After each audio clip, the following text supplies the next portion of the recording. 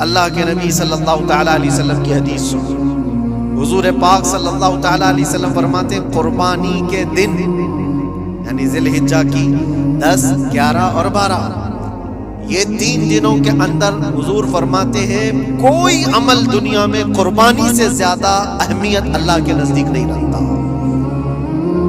کوئی عمل اللہ کو اس سے زیادہ پیارا نہیں ہے قربانی۔ اور ایک بات میں آپ کو بتاؤں، لوگ ہمیں ظالم کی شکل میں پیش کرتے ہیں کہ کاٹ دیتے ہیں، ذبح کر دیتے ہیں، ہم اپنی مرضی سے اگر کاٹیں، اپنی خواہش کے لیے کاٹیں تو حرام ہے، اور جس نے خود جان ڈالا ہے اس کے حکم پر کاٹے تو یہ حرام نہیں ہے، یہ اس کے حکم کی فرمانبرداری ہے۔ ایک بات یاد رکھو، جانور تو یہ بکرا ہو، بھینس ہو، اونٹ ہو جن کی قربانیاں ہوتی ہیں یہ الگ، جو مچھلی کھاتے ہیں اس میں بھی اگر کوئی انٹرٹینمنٹ کے لیے شکار کرتا ہے یا اپنی تفریح قلب کے لیے تو اس مچھلی کا شکار کرنا بھی حرام ہے۔ کھانے کی نیت ہے، تجارت کی نیت ہے تو مقصد کے تحت اگر مچھلی پکڑ رہا ہے تو اس کے لیے جائز ہے۔ اسلام یوں ہی کسی چیز کی جان لینا اور خون بہانے کا حکم نہیں دیتا، اللہ تبارک و تعالیٰ کا حکم ہے، اور اس نے کائنات کو جس انداز سے بنایا ہے، ان جانوروں کو اللہ تعالیٰ نے ہمارے کھانے کے لیے بنایا ہے جس کی وجہ سے یہ قربان کیے جاتے ہیں۔ اور اگر میں کہتا ہوں سارے جانوروں کی قربانی بند کر کے دیکھ لو، پھر جانور ہی رہیں گے، تمہارا رہنا مشکل ہو جائے۔ اسلام کی یہ قربانیاں تو سال میں ایک مرتبہ ہوتی ہیں نا، جو ایک دن کی جاتی ہیں 10ویں ذی الحجہ سے 12ویں کو۔ اگر نوجوانوں میں ایک دعوت دیتا ہوں، جاؤ، آج تو AI کا زمانہ ہے، کچھ بھی پوچھو تو لا کر کے تمہارے سامنے رکھ دے گا سارا ڈیٹا، ذرا یہ بھی ڈیٹا نکال کر کے دیکھ لو کہ سال بھر میں KFC میں کتنی چکن ذبح ہوتی، پوری دنیا بھر میں پر ڈے۔ میکڈونلڈ صرف چکن ہی نہیں بیچتا، گائے کا گوشت بھی بیچتا ہے پوری دنیا بھر میں، جس کو یہاں پر بھی بہت سینے سے لگا کر کے رکھے گئے، پوری دنیا بھر میں ان کا استقبال ہے، کیونکہ امریکن کمپنیاں ہیں، باپ دادا کی کمپنیاں ہیں، ان کو کوئی آنکھ نہیں دکھا سکتا۔ اور انٹرنیٹ کے ڈیٹا کے حساب سے پر ڈے 68,000 گائے تو میکڈونلڈ ذبح کرتا ہے، پر ڈے کی بات کر رہا ہوں، سال بھر کی نہیں، سال بھر ان کا ڈیٹا بہت زیادہ ہے، ملینز میں ہے، اور 1 بلین سے زیادہ چکن وہاں پر بھی قربان ہوتی ہے جو فرائیڈ چکن کھاتے ہیں۔ یہ تو ایک کمپنی کی بات کر رہا ہوں، ایسی بہت ساری کمپنیاں ہیں۔ تو کبھی کسی نے یہ اعتراض کیا کہ یہ کمپنیاں اتنے جانوروں کو ذبح کرتی؟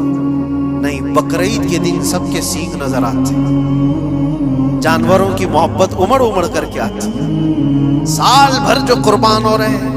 کبھی کسی نے آبجیکشن نہیں کیا کہ یہ سارے آؤٹ لیٹس بند کیوں نہیں کر دیے جاتے، یہ ساری دکانیں کیوں نہیں بند کر دی جاتی جو سال بھر ذبح کر رہے ہیں۔ ہو سکتا ہے میکڈونلڈ یہاں نہیں ذبح کرتا گائے کو، کیونکہ یہاں پتہ ہے حالات صحیح نہیں ہیں، لیکن دوسری جگہ پر جا کر دیکھیں، سب جگہ پر بیف آسانی سے ان کے ہاں ملتا ہے۔ میں یہ باتیں صرف اور صرف یہ اس لیے کہہ رہا ہوں، پھیلایا ہوا پروپیگنڈا کیا ہے، جانوروں سے محبت یہ سکھائیں گے ہمیں۔ اللہ کے نبی صلی اللہ تعالیٰ علیہ وسلم فرماتے ہیں، بنی اسرائیل کی ایک خاتون کو میں نے جہنم میں دیکھا، کس بنیاد پر؟ فرماتے ہیں وہ عبادت گزار تھی، زاہدہ تھی، پرہیزگار تھی، لیکن ایک بلی پالی ہوئی تھی، اور اس نے کبھی عبادت کرنی ہوتی تو 2 دن 3 دن تک اپنے کمرے میں گوشہ نشین ہو جاتی تھی اکیلی، اور اس نے اپنی بلی کو ایک جگہ پر گلے سے رسی لگا کر باندھ دی، اور 3 دن تک وہ اپنی عبادت میں رہی، مصروف رہی، اور 3 دن کے بعد اسے خیال آیا تو جا کر دیکھی بلی مر چکی تھی۔ حدیث پاک میں صحیح حدیث ہے، اللہ کے نبی صلی اللہ علیہ وسلم فرماتے ہیں صرف اس بنیاد پر اللہ تبارک و تعالیٰ وہ عبادت کرنے والی عورت کو جہنم میں بھیج دیا، جو میری مخلوق پر رحم نہیں کرتا وہ رحم کے قابل نہیں۔ یہ سکھائیں گے ہمیں جانوروں پر رحم کرنا، ہم جس جانور کو ذبح کرتے ہیں وہ اللہ کے حکم سے کرتے ہیں، اس کے علاوہ کسی بھی جانور کو ظلم کرنا، اللہ کے نبی صلی اللہ تعالیٰ علیہ وسلم کی حدیثوں میں سے یہ ہے کہ جانور پر ظلم کرنا ذمی پر ظلم کرنے سے بڑا ہے۔ اور ذمی کیا ہے؟ ذمی وہ جو مسلمانوں کے ملک میں امن کے ساتھ رہنے کے لیے ریکویسٹ کیا ہوا ہو اور اسلامی حکومت اسے امن دی ہوئی ہو۔ اور اللہ کے نبی صلی اللہ علیہ وسلم فرماتے ہیں مسلمان پر ظلم کرنے سے زیادہ بڑا ظلم ذمی پر ظلم کرنا ہے، اور اس سے بڑا ظلم جانور پر ظلم کرنا ہے۔ یہ میرے آقا کے فرمان ہے، نبی اکرم صلی اللہ علیہ وسلم نے فرمایا وہ رحمت للعالمین ہے۔ اور ایک بڑی بات میں آپ کو بتاؤں، جو یہ پھیلایا جاتا ہے کہ جانوروں پر ظلم، سیدنا امام غزالی رحمت اللہ تعالیٰ علیہ کی بات میں پڑھ رہا تھا، حجت الاسلام، جن کی کتابیں پڑھ کر کے لوگ اللہ کے ولی بن گئے۔ امام غزالی کا نام سنا ہے؟ اتنی کتابیں انہوں نے لکھا، تصوف کے امام ہیں، علم کلام کے امام ہیں، منطق کے امام ہیں، فقہ و تصوف کے امام ہیں، بے شمار علوم و فنون کے دریا بہائے ہیں۔ اس حجت الاسلام امام غزالی رحمۃ اللہ علیہ کے انتقال کے بعد ان کے بھائی نے ان کو خواب میں دیکھا اور پوچھا آپ کے ساتھ اللہ نے کیا معاملہ فرمایا؟ امام غزالی فرماتے اللہ نے مجھے بخش دیا، میری لکھی ہوئی کتابیں، میری عبادتیں، ہزاروں کو جو میں نے پڑھایا وہ شاگرد، یہ ساری چیزوں کی وجہ سے نہیں، بس ایک کام کی وجہ سے۔ پوچھا وہ کون سا کام؟ کہا ایک بار میں کتاب لکھ رہا تھا اور سیاہی میں قلم ڈبو کر کے لکھا جاتا تھا، اور سیاہی جو بنتی تھی وہ پھلوں کے رس سے نکال کر، اور لکڑی کا قلم اس میں ڈبو کر کے لکھا جاتا تھا۔ تو میں لکھ رہا تھا کہ ایک مکھی آ کر سیاہی پر بیٹھ گئی، میں اپنا قلم روک لیا کہ ہو سکتا ہے وہ پیاسی وہ پی کر چلی جائے۔ کافی دیر تک وہ مکھی اس سیاہی پر بیٹھی رہی، اور پی کر کے جب وہ اڑ گئی تو پھر میں اپنا قلم چلاتا رہا۔ یہ بات تو زندگی میں آئی اور گئی، میں نے تو اس کو چھوٹا سمجھا تھا، لیکن میری موت کے بعد رب تبارک و تعالیٰ نے مجھے اٹھا کر فرمایا جس نے میری چھوٹی مخلوق پر رحم کیا بس اس نیکی کی بنیاد پر میں تجھے جنت عطا کرتا ہوں۔ ایک جانور پر رحم کرنے کی بنیاد پر، ایک جانور پر رحم کرنے کی بنیاد پر، اور حدیث پاک میں، صحیح حدیث پاک میں یہ بھی ہے، ایک طوائف تھی جس نے مرتے ہوئے کتے کو بچایا تھا پانی پلا کر، اور اس بنیاد پر اس کی بخشش ہو گئی۔ طوائف تھی اور رحم کیا جانور پر تو اس کی بخشش ہو گئی۔ میں اسلام کی وہ چیزیں تمہیں بتا رہا ہوں جو دنیا تمہارے سامنے یہ چیزیں لانے سے عاجز ہے اور قاصر ہے، یہاں تک کہ اللہ کے نبی صلی اللہ تعالیٰ علیہ وسلم نے فرمایا جانور پر اگر تم نے ظلم کیا ہے تو جس طرح سے ظلم کرو گے قیامت کے دن یہ اپنے سینگوں کے ساتھ، اپنے کھروں کے ساتھ اٹھے گا، اور اسی طرح سے اس کا بدلہ بھی دلایا جائے گا۔ وہ تمہیں مارے گا قیامت کے دن اور بدلہ لے گا۔ یہ بھی حدیث پاک میں۔ جانور پر ہمیں اس کے چہرے پر مارنے کا حکم نہیں ہے، اس کو اس کی طاقت سے زیادہ بوجھ ڈالنے کا حکم نہیں ہے۔ اللہ کے نبی صلی اللہ تعالیٰ علیہ وسلم کے پاس ایک صحابی آئے، اونٹ پالتے تھے۔ ہاں ایک اونٹ بہت سرکش ہو گیا ہے، اور جب اونٹ سرکش ہو جاتا ہے نا کسی کی کھوپڑی کھینچ لیتا ہے، اب وہ اسی وقت سر کو پکڑ لیا تو آدمی وہیں ختم ہو جائے۔ وہ کسی کے قابو میں نہیں آ رہا تھا، حضور کے پاس آئے، رسول پاک صلی اللہ علیہ وسلم نے فرمایا چلو میں چلتا ہوں دیکھتا ہوں۔ صحابہ کہتے ہیں حضور جب چلنے لگے تو ہمیں خوف ہوا، ڈر ہوا کہ یہ اونٹ بدک گیا ہے، سرکش ہے، کہیں کچھ نقصان نہ پہنچا ہے، اور تنہا میرے مصطفیٰ صلی اللہ علیہ وسلم آگے بڑھتے چلے گئے۔ صحابہ کہتے ہیں ہمیں ڈر لگ رہا تھا، لیکن میرے عزیزوں وہ رحمت للعالمین ہے، سب کی رحمت بن کر آئے۔ نبی پاک صلی اللہ تعالیٰ علیہ وسلم جب قریب گئے تو اونٹ کوئی سرکشی نہیں کیا، کچھ نہیں۔ حضور پاک صلی اللہ تعالیٰ علیہ وسلم کے چہرے کے پاس اپنا منہ کرتا ہے اور اپنی زبان کو چپڑ چپڑ چپڑ کرتے ہوئے اپنی زبان ہلا رہا ہے، اور حضور پاک صلی اللہ تعالیٰ علیہ وسلم ایسے سنتے جا رہے ہیں جیسے کسی دانشور کی بات سن رہے۔ پھر نبی پاک صلی اللہ علیہ وسلم اونٹ کے مالک کی طرف متوجہ ہوئے اور کہا یہ اونٹ تیری شکایت کر رہا ہے، یہ اونٹ تیری شکایت کر رہا ہے، یہ سرکشی اس لیے ہوا کہ تو اس کی طاقت سے زیادہ بوجھ اس پر ڈالتا ہے اور کھانا اس کو کم دیا کرتا ہے۔ کیا یہ بات صحیح ہے؟ وہ جو بدو تھے، جو اونٹ کے مالک تھے، انہوں نے چہرہ جھکا لیا اور کہا وعدہ کرتا ہوں حضور پاک صلی اللہ علیہ وسلم سے کہ اس سے زیادہ، اس کی طاقت سے زیادہ بوجھ نہیں ڈالوں گا، اور اس کا چارہ، اس کے کھانے کا انتظام روزانہ کیا کروں۔ نبی پاک صلی اللہ علیہ وسلم نے اس اونٹ کی رسی پکڑی اور مالک کو دے دیا، پھر وہ اونٹ اسی طرح تابع دار ہو کر نکل پڑا۔ یہ اسلام میں میرے آقا صلی اللہ تعالیٰ علیہ وسلم کا عدل تو دیکھو، ان کی طاقت سے زیادہ کا بوجھ ڈالنے کا حکم نہیں ہے۔ اور دنیا یہ پروپیگنڈا پھیلائی ہوئی ہے کہ یہاں جانوروں کو کاٹا جاتا ہے۔ جو ذبح کرنے کا حکم ہے وہ اللہ کے حکم سے، میرے رب تبارک و تعالیٰ نے خود جان ڈالی، ہماری جان کا بھی وہی مالک ہے، جانوروں کے جان کا بھی وہی مالک ہے۔ اگر اللہ کا حکم نہ ہوتا تو ہمیں چونٹی مارنے کی بھی اجازت ہے، اللہ کا حکم نہ ہوتا تو ہمیں کسی کو بھی قربانی کرنے کی اجازت نہیں ہوتی۔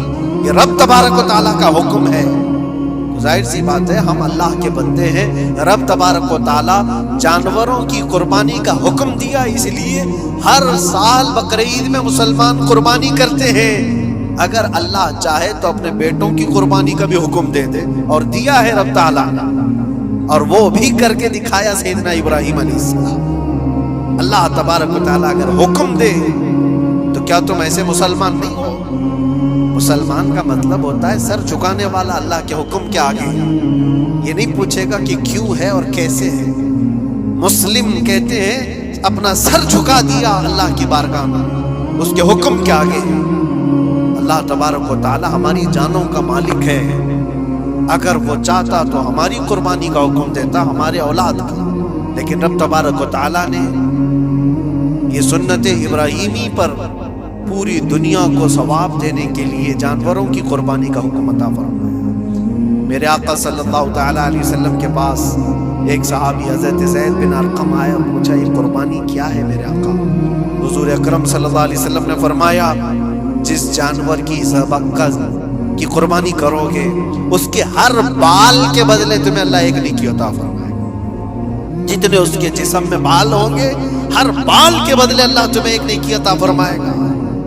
اور حضور اکرم صلی اللہ تعالیٰ علیہ وسلم نے یہ بھی ارشاد فرمایا کہ تم جانور کا انتخاب اچھا کرو، اس لیے کہ کل بروز قیامت پل صراط پر یہ تمہاری سواری بن کر آئے گا، جس پر بیٹھ کر تم جنت میں جا رہے ہو۔ اور لوگ یہ بھی پوچھتے ہیں ہم نے ایک بار قربانی کی ہے تو وہاں سواری کون سی والی آئے گی؟ یہ بھی ملتا ہے روایت، تم نے اپنی زندگی میں جو سب سے پہلے قربانی کی ہے اس پر سوار ہوگے، لیکن ہر سال کی قربانی والے جانور بھی سواری بن کر تمہارے ارد گرد آئیں گے، وہ سب ہوں گے، تم انتخاب کرو جس پر سوار ہونا چاہو۔ اسی لیے قربانی میں عیب والے جانور کی قربانی جائز نہیں، لنگڑا ہو، لولا ہو، کان کٹا ہوا ہو۔ کیوں جائز نہیں ہے؟ دنیا تو یہ سمجھتی ہے کٹنے والا جانور وہ ہونا چاہیے جو ریجیکٹڈ ہو، جس کو کاٹا جا رہا ہے وہ دنیا میں کام کے لائق نہ ہو، اس کو کاٹنا چاہیے۔ دنیا کا یہ کانسیپٹ ہے، دنیا کا تصور یہ ہے، لیکن نہیں، اگر کوئی اپنے استعمال کے لیے کاٹ رہا ہوتا تو میں کہتا ہاں ریجیکٹڈ مال کاٹ لو، لیکن ذبح جو ہم کرتے ہیں قربانی میں وہ اپنے لیے نہیں، وہ رب ذوالجلال کے لیے ہے۔ اسی لیے بندہ یہ دیکھے میں اپنے رب کے حضور کیا پیش کر رہا ہوں۔ تم اگر کوئی ہدیہ تحفہ خریدنے جاتے ہو اپنے کسی عزت دار شخص کے لیے تو انتخاب سوچ سمجھ کر کے کرتے ہو کہ جس کو میں دینے جا رہا ہوں یہ کتنا ویلیو والا ہونا چاہیے، کتنا عزت والا ہونا چاہیے، اور جو رب تعالیٰ کی بارگاہ میں پیش کر رہے ہو اس کا بھی آپ خیال رکھو۔ اسی لیے لوگ کام چلانے کی باتیں تو بہت کرتے ہیں، قربانی کے متعلق کچھ باتیں ہیں جو مجھے آج عرض کرنی تھی، اس لیے میں نے آج اس موضوع پر آپ سے خطاب کیا۔ بہت سارے لوگ طرح طرح کے افواہیں بھی پھیلاتے ہیں، یہ تو ان غیر مسلموں کے اعتراضات کا میں نے جواب دیا۔ دنیا بھر میں ہمارے اوپر الزام کہ یہ لاکھوں جانوروں کو ایسی ذبح کر دیتے، کاٹ دیتے ہیں، لیکن میرے عزیزو یہی وہ دنیا ہے جو ایک طرف تو جانوروں کی حمایت اور محبت کی بات کرتی ہے اور دوسری طرف ان کے بڑے بڑے ملٹی نیشنل کمپنیاں جانوروں کو بے دریغ ذبح کرتے ہیں، قتل کر رہے ہیں اور کھانے میں بھی استعمال کر رہے ہیں، اور صرف اتنا ہی نہیں، سارے جانوروں کی کھالیں، لیدر کی بیگ، لیدر کے جوتے، لیدر کے بیلٹ، لیدر کی ٹوپیاں، لیدر کے جاکٹ، سب بنا کر کے دنیا پہن رہی ہے، اور قیمتی چیزوں میں اس کو شمار کیا جاتا ہے۔ ان سے کوئی سوال نہیں کرتا کہ یہ سب چیزیں کہاں سے تم لائے، یہ سب چیزیں تم کہاں سے لائے؟ کیا بغیر کسی جانور کے ذبح کیے ہوئے اس کی کھال کا استعمال کرتے ہو؟ لیدر کا استعمال تو ساری دنیا بڑے فخر سے کر رہی ہے، حتیٰ کہ گھروں کے استعمال کرنے والے صوفے اور کرسیوں پر تک استعمال ہے، اپنی بیٹھنے والی گاڑیوں میں کار کی سیٹ پر تک استعمال ہے۔ تمہارے پہننے والے جوتے، تمہارے پہننے والے بیلٹ، تمہارے پہننے والے جاکٹ، سب جگہ تمہارا استعمال ہے۔ اور صرف میں یہ نہیں کہہ رہا کہ دنیا میں صرف مسلمان استعمال کرتے، ساری دنیا لیدر کا استعمال کرتی ہے۔ یہ لیدر کہاں سے آتا ہے؟ تو یہ دغلا پن، یہ جو ڈبل رول ہے، ڈبل سٹینڈ، ایک طرف حمایت کی بات کرنا اور دوسری طرف بے دریغ ذبح بھی کرنا، یہ سب چیزیں دنیا کو بیوقوف بنانا اور اسلام کے خلاف ایک پروپیگنڈا پھیلانا۔ لیکن اے مسلمانوں، ذہن و دماغ میں کسی ایسے ماڈرن کلچر کے ایسا کوئی فریفتہ ہو، اس کی باتوں میں آ کر تم یہ سوچو کہ نہیں اتنے پیسے میں قربانی کے بجائے صدقہ کر دوں، کسی غریب کو دے دوں، ناجائز ہے۔ تمہارے اوپر سے قربانی کا وجوب ختم نہیں ہوگا، وہ اسی طرح سے باقی رہے گا اور گنہگار بھی رہو گے۔ اللہ کریم سے زیادہ تم رحم کرنے والے نہیں ہو، اللہ ارحم الراحمین ہے۔ اللہ ارحم الراحمین ہے، جب وہ حکم عطا فرما رہا ہے تو کیا تمہارے دل میں اس سے بھی زیادہ رحم ہے؟ قربانی کے دنوں میں صرف قربانی ہی ہوگی۔ اب کچھ جو چیزیں ایسی ہیں پھیلائی گئی، دیکھیں ایک بات میں آپ کو بتاؤں، اللہ کے نبی صلی اللہ تعالیٰ علیہ وسلم رحمت للعالمین ہے، سب کا ماننا عقیدہ ہے، وہ رحمت للعالمین رسول صلی اللہ علیہ وسلم نے خود اپنے ہاتھوں سے قربانی فرمائی، اور ایک دو نہیں 100 اونٹ آئے تھے، جس میں سے 63 اونٹوں کو میرے آقا صلی اللہ علیہ وسلم نے نحر فرمایا، 63 اونٹوں کو خود حضور نے ذبح فرمایا، اور اس کے بعد حضرت علی مرتضیٰ شیر خدا رضی اللہ تعالیٰ عنہ کو دیا، باقی کے اونٹوں کو تم ذبح کرو۔ نبی پاک صلی اللہ تعالیٰ علیہ وسلم نے یہ جو 100 اونٹوں کو ذبح فرمایا تھا، یہ اپنے حج کے موقع پر، اور اس کے علاوہ ایک حدیث پاک میں یہ بھی ہے، حضور اکرم صلی اللہ علیہ وسلم نے جو 2 چت کبرے بکرے ذبح کیے تھے۔ چت کبرے کس کو کہتے ہیں؟ 2 کلر والے، بلیک اینڈ وائٹ جو ہوتے ہیں، ابلق ان کو کہتے ہیں عربی میں۔ 2 مینڈے ذبح فرمائے، ایک نبی پاک صلی اللہ تعالیٰ علیہ وسلم نے اپنی جانب سے قربان فرمایا، اور دوسرا پوری امت کی طرف سے قربان فرمایا۔ یہ رسول پاک صلی اللہ تعالیٰ علیہ وسلم کے، اسی لیے تو میں عرض کرتا ہوں میرے عزیزو، ہمارے امام نے سچ کہا، جو نہ بھولا ہم غریبوں کو رضا، یاد اس کی اپنی عادت کیجئے۔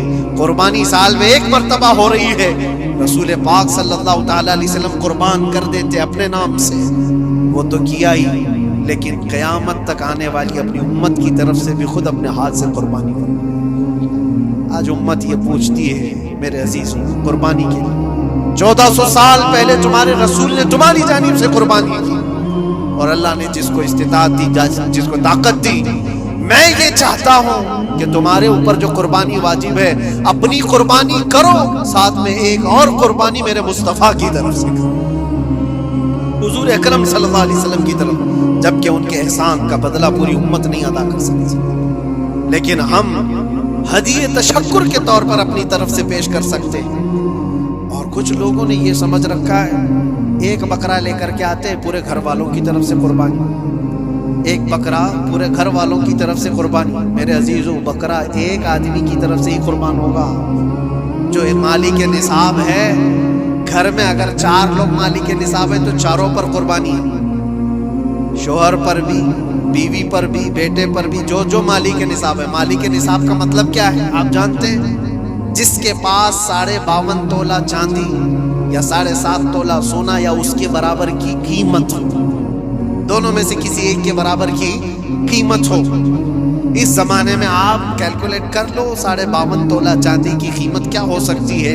اتنی اگر تمہارے پاس رقم ہے، اتنی مالیت ہے تمہارے پاس تو تم مالک نصاب ہو اور تمہارے اوپر قربانی واجب ہے، قربانی تمہارے اوپر واجب ہے. اور قربانی واجب ہونے کے لیے سال بھر پیسے ہونا ضروری نہیں، قربانی کے دنوں میں اگر وہ مالک نصاب ہوا تب بھی اس پر واجب ہے. زکوٰۃ کا حکم الگ ہے، قربانی کا حکم الگ ہے. اور پورے گھر کی طرف سے ایک بکرا قربان کیا تو کسی کا بھی نہیں.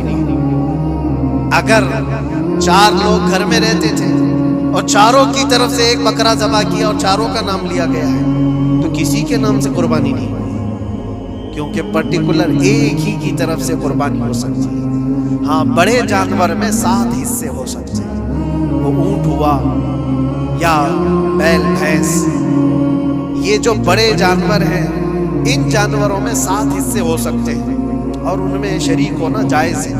لیکن 7 لوگ جو شریک ہو رہے ہیں ان کے لیے بھی شرط ہے کوئی ایک بندہ بھی اس میں غلط عقیدے والا بھی نہ ہو اور گوشت کی نیت سے شریک نہ ہوا ہو، بلکہ سب قربانی کی نیت سے آئے ہوں تو سب کی قربانی ہوگی.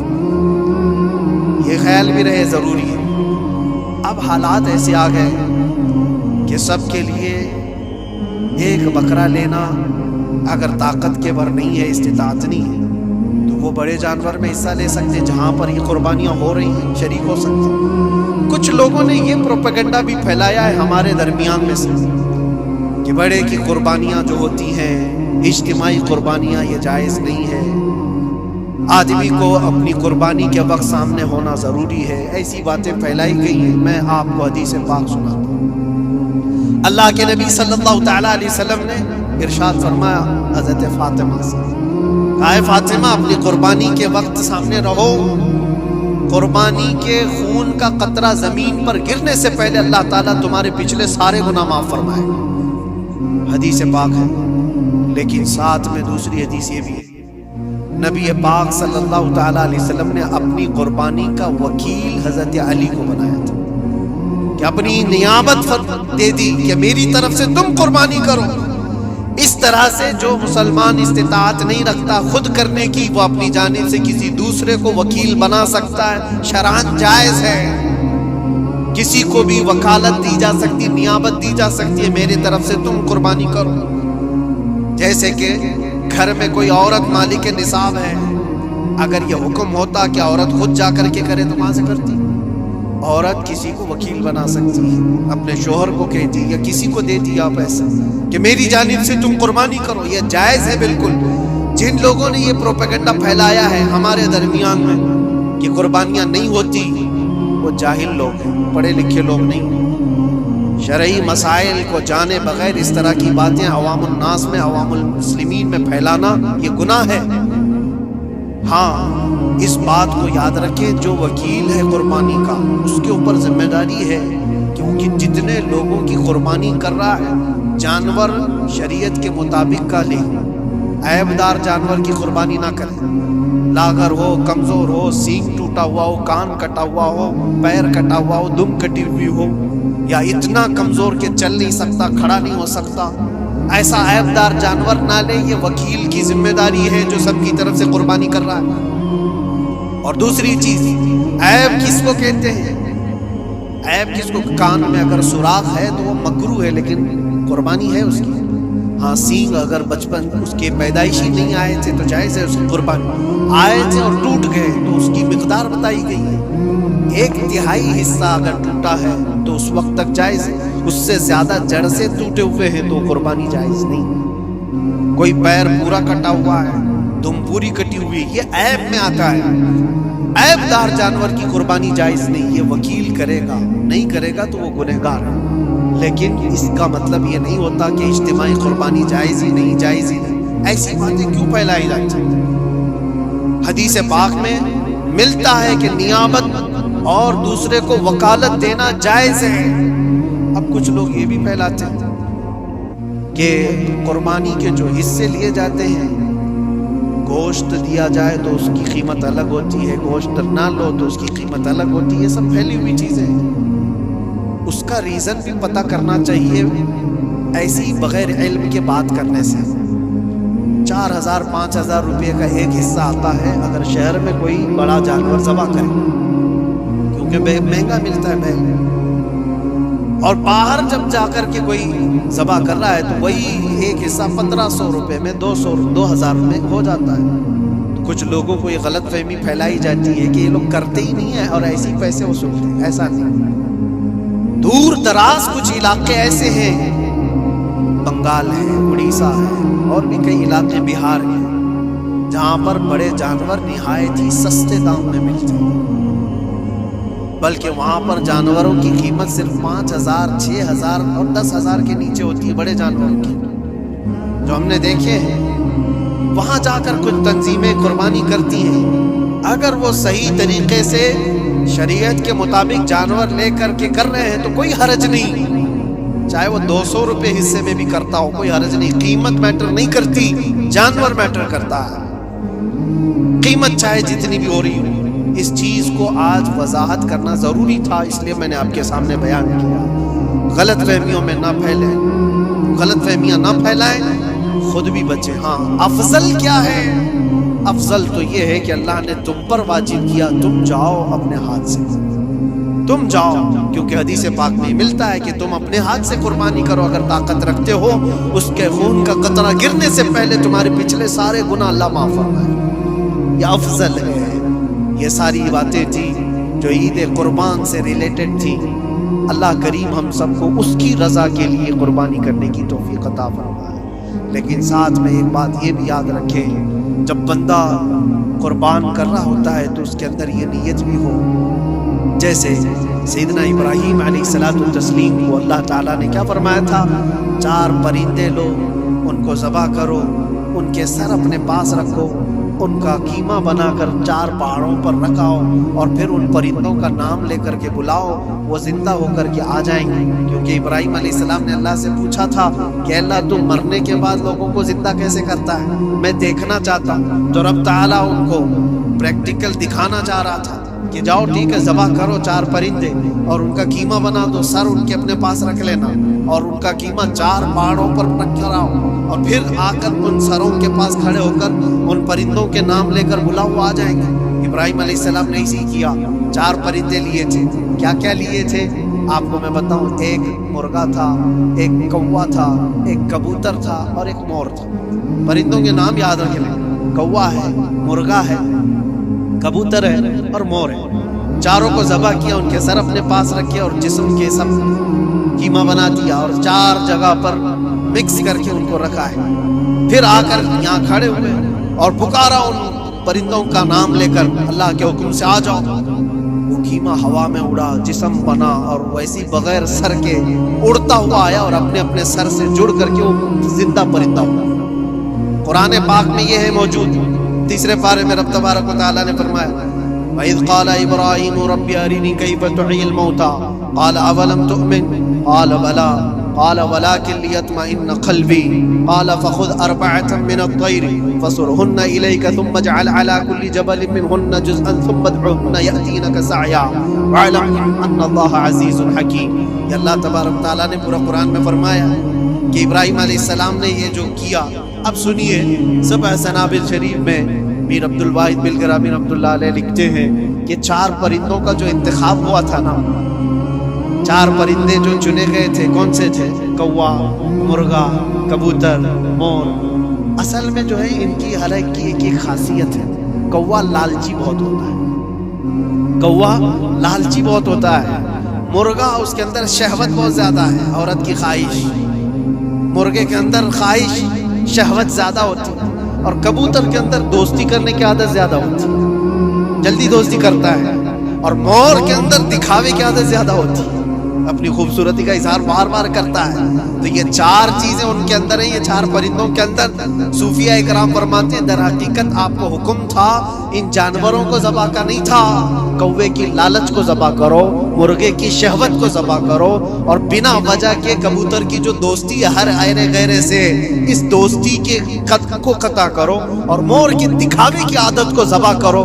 یہ 4 بری عادتوں کو ذبح کرو تو اللہ کی قدرت کی مشاہدے دیکھنے میں در حقیقت وہاں پر صوفیہ کرام میں فرماتے ہیں۔ اور یہی بات ہے کہ شیطان کو جب کنکریاں مارنے کے لیے حجاج جاتے ہیں، وہ تو ایک پلر ہے جس کو کنکریاں مارتے ہیں، وہاں ایک پلر ہے، اس پلر کو کنکریاں مار کر کے آتے ہیں، لیکن میرے عزیزو تصور یہ ہونی چاہیے زندگی بھر جو شیطان مجھے بہکاتا ہے میں اس کو کنکریاں مار رہا ہوں، اگر تمہاری نیت صالح ہوئی اور کنکری لگ گئی تو یقیناً زندگی بھر شیطان کی شرارتوں سے محفوظ ہو جاؤ۔ تم نے اپنے شیطان کو زخمی کر دیا، اسی لیے جس کا حج قبول ہو جاتا ہے اس کی کنکری وہاں سے اٹھا لی جاتی ہے، ورنہ تو 40 لاکھ لوگ 70 کنکریاں مار کر کے آئیں تو پہاڑ بن جانا چاہیے، لیکن کوئی پہاڑ نہیں ہوتا وہاں کنکریوں کا، جا کر دیکھے نہ ہی اس کو اٹھایا جا رہا ہے۔ لیکن حدیث پاک میں جس حاجی کا حج قبول ہوتا ہے اس کی کنکریاں اٹھا لی جاتی،